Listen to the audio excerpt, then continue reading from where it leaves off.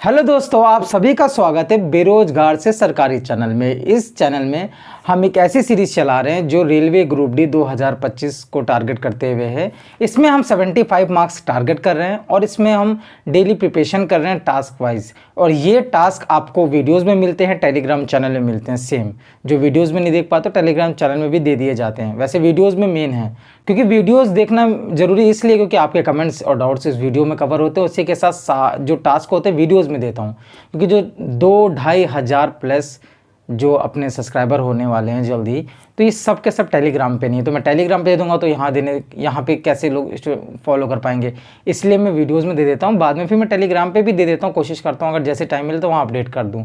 और इसी के साथ साथ अगर आपको ये टास्क कौन कौन सी वीडियोज़ में, ये नहीं पता कौन सी वीडियोज़ में टास्क हैं, तो आप जाके खाली चैनल में देख लो। प्लेलिस्ट में ग्रुप डी 2025 प्रिपरेशन की सीरीज़ बनी है, उसके अंदर जितनी वीडियोज़ है, भले उसके थंबनेल में लिखा हो टास्क या नहीं, उस वीडियो के अंदर आपको टास्क मिल जाएंगे। तो हमारा डे 5 है टास्क। उसी के साथ बहुत से स्टूडेंट्स का ये भी कमेंट आ रहा है जीए और करंट अफेयर्स के लिए बताइए, GK current, GK current, GK current. अब इस चीज़ के लिए मैंने जो थंबनेल में आपने देखा बिल्कुल ब्लू प्रिंट, ज़्यादा कुछ नहीं मेहनत करनी है। जो 12 से 15 मार्क हम लोग टारगेट करेंगे उसके लिए सबसे बेस्ट है। अभी मैं टॉपिक वाइज कवर करूँगा, लेकिन मेरा शेड्यूल में अभी जीए और जीके पर टाइम करने का वर्क नहीं है मेरे हिसाब से। या फिर जो भी सेलेक्टेड स्टूडेंट्स हैं या फिर जो भी बिल्कुल स्टूडेंट्स जो सीनियर हैं, उन सब से आप पूछ लीजिएगा। जीए और जीके पे तब काम किया जाता है जो आपके स्कोरिंग सब्जेक्ट हैं उन पे आप जो 80 से 90% वर्क करना स्टार्ट कर दो। मतलब आपका 80% जो 80 मार्क्स का वेटेज एग्ज़ाम में जिन सब्जेक्ट से आता है, उसमें से आप कम से कम 64, 65, 70 के बीच में स्कोर करना स्टार्ट कर दो। तब आप जाके जीए पे काम करना होता है आपको उन 5-10 मार्क्स के लिए। ये चीज़ें क्लियर मैं बताना चाहता हूँ, लेकिन फिर भी बहुत से स्टूडेंट डिमांड कर रहे हैं, उनके लिए बता दे रहा हूँ। टॉपिक वाइज चीज़ें नहीं क्लियर करूँगा। टॉपिक वाइज तो हम लोग जो डेली टास्क में करेंगे, जिस दिन से जीके स्टार्ट करेंगे उसमें उस दिन से जीके और करंट के टॉपिक्स आने लगेंगे। लेकिन यहाँ पर मैं आप सबसे बोलना चाहूँगा, अगर आप जीके करंट पे बिना ज़्यादा मेहनत किए हुए और आप चारों के अगर मैं मेहनत करूँ तो यहाँ से कंटेंट फंस जाए, तो मैं आप सबसे बोलना चाहूँगा रेलवे का जितना भी लेटेस्ट एग्ज़ाम है, जो भी हो रहा है, एनटीपीसी हुआ हो, टेक्नीशियन हुआ हो, एएलपी हो रहा हो, ठीक है, या कंप्लीट हो चुके हैं, या फिर अंडर ग्रेजुएट, जेई, ये सब चीज़ें ना, तो जितने भी एग्ज़ाम्स हैं, या पैरामेडिकल के भी होगा, मिनिस्ट्री आइसोलेटेड, तो ये जितनी कैटेगरी वाइज एग्ज़ाम हुए हैं, जितने भी अलग अलग नॉन टेक्निकल, टेक्निकल, इन सब का स्टैटिक का पार्ट आप कवर कर डालो और जो जीके का पार्ट है वो आप कवर कर लो। यहाँ से आपको पूरी हेल्प मिलेगी। लेकिन आप ये ना सोचना कि मैं पीवाईक्यू के लिए कह रहा हूँ, पीवाईक्यू में 18-19 चले जाना। 18 के जीके पे काम करने का कोई फ़ायदा नहीं, वो बहुत पुराना हो चुका है। देखा जाए आज के एग्ज़ाम से उसका पैटर्न में बहुत ज़मीन आसमान का अंतर हो गया। 19 वाली ग्रुप डी का भी उस पर काम करने का कोई ज़रूरत नहीं है, क्योंकि उसका एग्ज़ाम तो 2022 में हुआ है। 19 में फॉर्म आए थे, लेकिन 22 में एग्ज़ाम हुआ है। लेकिन 22 के हिसाब से उन्होंने 21 और 22 को ध्यान में रखते हुए क्वेश्चन सेट किया था जीके का, और वो अब आपके लिए लेट हो गया क्योंकि अब चल रहा है 25, तो इसमें भी 4-5 साल का अंतर हो गया। लेटेस्ट एग्जाम आपके लिए सबसे बेस्ट होगा। तो जीके को कवर करने के लिए आप पूरा लेटेस्ट एग्जाम रेलवे को देख डालो, स्टैटिक जीके के भी सारे टॉपिक्स कर डालो, पूरा एक तरीके से बिल्कुल रट डालो, और जीके का, ठीक, यहाँ से पूरी हेल्प होगी। और करंट के लिए आपको क्या करना होगा, करंट के लिए मैं सबसे ईजी बता रहा हूँ, ज़्यादा वीडियो को लंबी नहीं करेंगे। जो मेन है आपको लगेगा ये करना है बस, यही सबसे मेन हेल्पफुल होगा, आप अभी आगे चल के देख लोगे।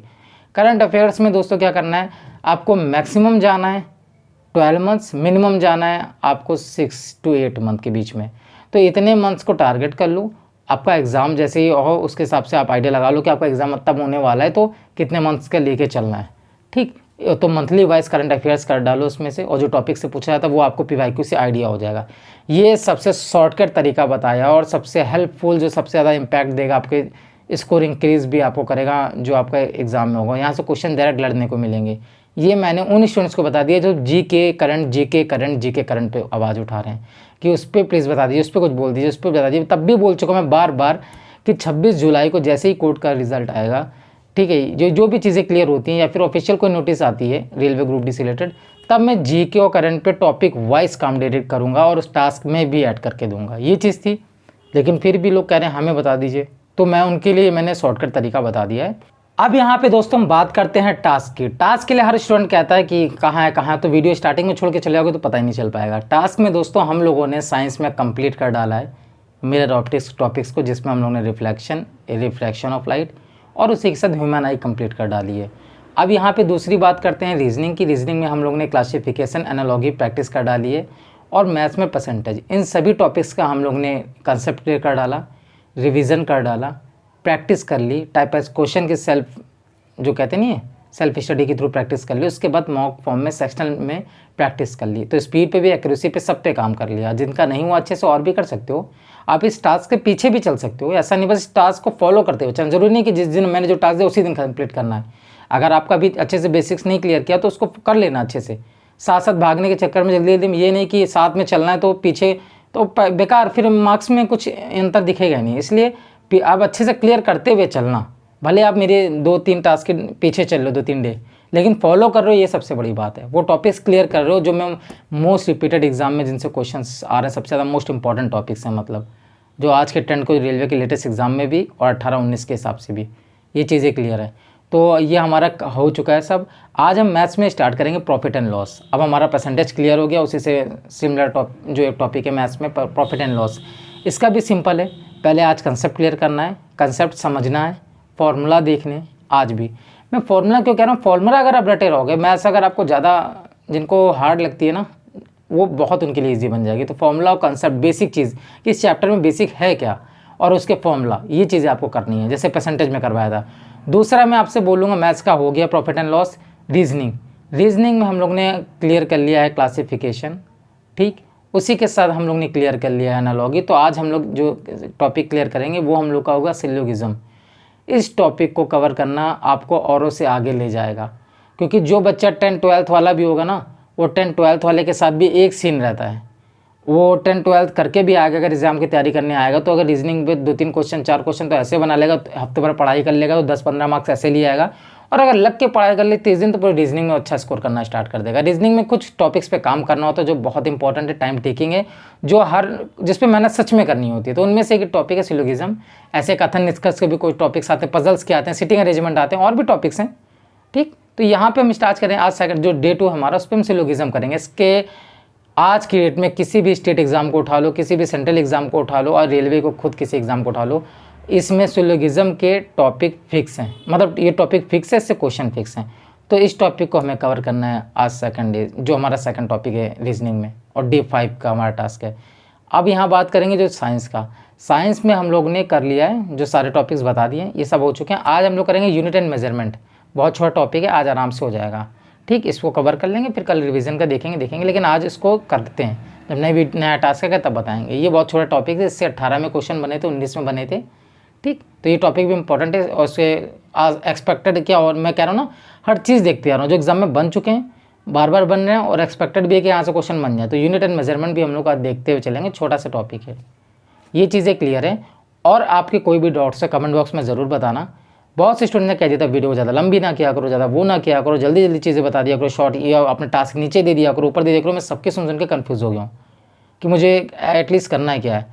कुछ लोग कह रहे हैं टाइम बचाना है, टाइम बचाना। अगर आप अपने दिन का 15 मिनट या 10 मिनट नहीं दे पा रहे हो एक वीडियो से, आपका टाइम वेस्ट हो रहा होगा कि जल्दी जल्दी शॉर्टकट कर दो, तो फिर आप या फिर बहुत ही प्रो स्टूडेंट हो कि पूरे 24 घंटे में से 10 मिनट अगर आप एक वीडियो को दे रहे हो तो आपका टाइम वेस्ट हो जा रहा है, या आपके पास इतना टाइम नहीं है एक वीडियो देखने का, 10 मिनट की वीडियो देखने का, जिससे आपका सिलेक्शन में बहुत बाधाएं आ जाएंगी, 10 मिनट में देख लोगे।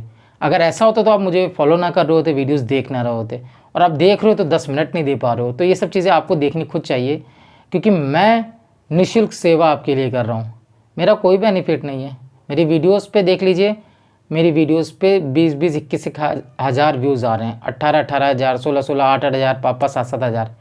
मैं कुछ भी अर्निंग के लिए आज तक मैंने मोनेटाइजेशन के लिए अप्लाई नहीं किया, कुछ नहीं किया। इतना लेवल पे प्यार आ रहा है। आप किसी भी वीडियोस को देख ले, मेरा किसी मोनेटाइजेशन नहीं ऑन है, किसी में। आज मैं जितनी भी वीडियोस बना रहा हूँ, एडिटिंग कर रहा हूँ, फ़ैन बंद करके सारी वीडियोस बनाता हूँ, सब में मेरा पसीना देख सकते हो आप। उसको बनाना, इसके लिए टाइम बनाना पूरी तरीके से कि कितने बनाना है, एडिटिंग करना है, अपलोड करना है, फिर थंबनेल्स वगैरह बनाने हैं, फिर पब्लिक करना है। मैं इतना टाइम दे रहा हूँ आपके लिए, अब 10 मिनट के लिए प्रॉब्लम हो रही है, फिर कोई बात नहीं, ठीक है, ऐसा कोई बात नहीं। लेकिन जितने भी स्टूडेंट सीरियस और सच में वीडियोस देखते हैं पूरी लास्ट तक, उन सबसे बोलना चाहूँगा कि आपके लिए मैं हमेशा अवेलेबल हूँ। मैं डे 1 से मैंने कहा था, हर एक सीरियस स्टूडेंट के लिए मैं हमेशा अवेलेबल हूँ, फ्री में, निस्वार्थ में आपकी सेवा करने के लिए तैयार हूँ। आप अगर सच में पढ़ना चाहते हो और अगर आपको कभी कोई प्रॉब्लम आ रही है और वो उसको मैं सोल्यूशन उसका दे सकता हूँ, मैं हमेशा अवेलेबल हूँ। अच्छे से मेहनत करो, अपना ध्यान रखो। जय हिंद, जय भारत।